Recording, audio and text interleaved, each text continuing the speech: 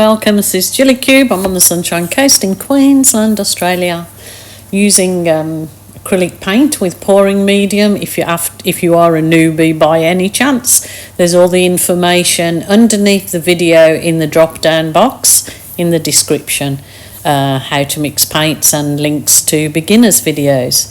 So this is basically just doing puddles for my colours in the centre there.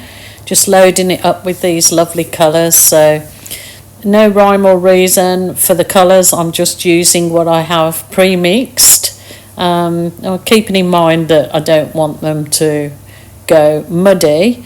But yeah, just making these puddles. So there was the purple, the hot pink, well it's actually fluoro pink. There was the orange, and then that is a deeper purple. And I'm just going to continue doing this with nice bright colours. I will add some nice yellow in there and keep sort of building up my colours in the centre, and then I'm actually going to flood it with white, which you'll see, trying to see if the makes any difference to the cells when I want some cells to come up for a background for my bright and beautiful piece. So that was just the deep purple there with the fluoro pink. So yeah, these colours, just repeating the same colours again, and like I said, I will be flooding the canvas, so watch on and let the magic happen.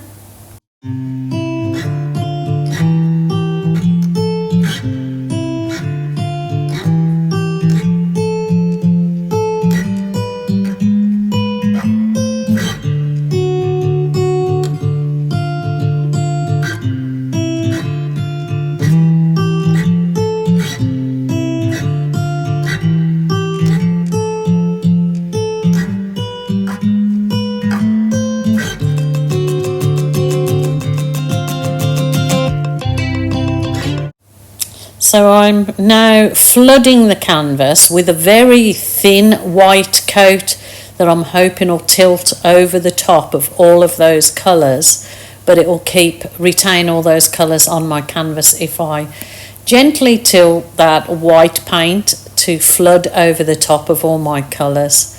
We will be retrieving the colours underneath as we go along. So I haven't done this method for a long time. It's the same method as used for like a cloud pour effect, but I'm not sure what the recipe is for a cloud pour. So I remember doing it years ago, but I haven't done it for a while. So if anybody has any ideas what the recipe is for the cloud pour, because me flooding this canvas with a really thin coat of white, it doesn't seem to be bringing the cells up. Even when I left it to kind of sit for a while and dry off, it didn't bring the cells up, so I sort of had to go to plan B with this one. But yeah, if anybody knows and they can enlighten me, I'll give it another go. I think I'd have to go through 500 videos to find one that I actually did, or a few that I used to do cloud pours probably 4 or 5 years ago now. So all the colours are still under there, and you will see in a little while how I help achieve bring them back up again, so watch on.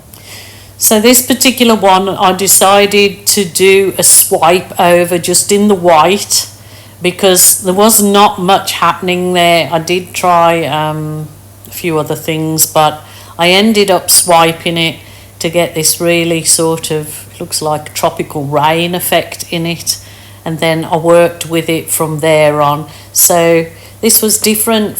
I did a recent pour exactly the same with the puddles, and I did a different technique in the canvas. This one I am changing again to do a real Hawaiian effect on the bottom there. So please watch on, because this was really fun to do, and it really was just beautifully finished. So yeah, I went on to do the puddles in purple. Oh, yeah, it squirted out. That's what happens if you have a little bit of gunk in my container there. But I can work with that. It's not too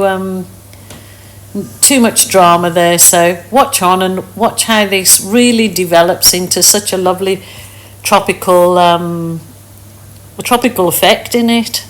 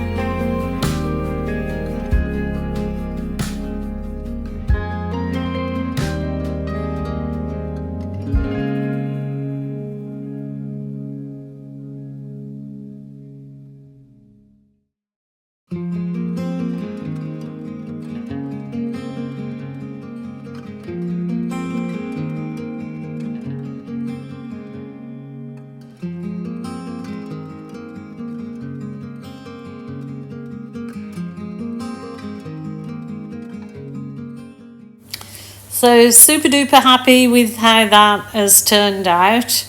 I do actually like the background now, even though it's sort of a bit more white in the centre. It gives a little bit of depth in there, as though you're looking into a cave with the water tumbling down. So it really does give it a like an Hawaiian tropical hibiscus vibe, and I just love it. So as you know, I do love my bright colours. Well, I just love colour, full stop. But I was super duper happy with this one, and I really hope you enjoyed the twists and turns that it took. So yeah, finish it off with your little heat wand. That actually helps burst any air bubbles in your paint, and it helps the paint absorb into the canvas. I think I'm going to add a bit of this really nice bright yellow in here. I don't want it to make much of a difference in there. I just want to make the centre of my kind of hibiscus flower, just the petals in the centre. And as you've seen, that little bit of lemon or bright yellow seems to do the trick. So I'm going to continue on with that. Just tried it to begin with, and I thought that's okay. It does, when I do push the balloon, kiss the balloon into the colour, it does take a lot of the colour off again, but you can always, as it's drying, go over it again with the colour that you choose to. So I just wanted to, just add that little bit of a yellow centre to my hibiscus. But yeah, super happy with this one. Hope you enjoy it too. Just a reminder, because I know there's some really crazy things happening in the world at the moment to make people feel depressed and not good.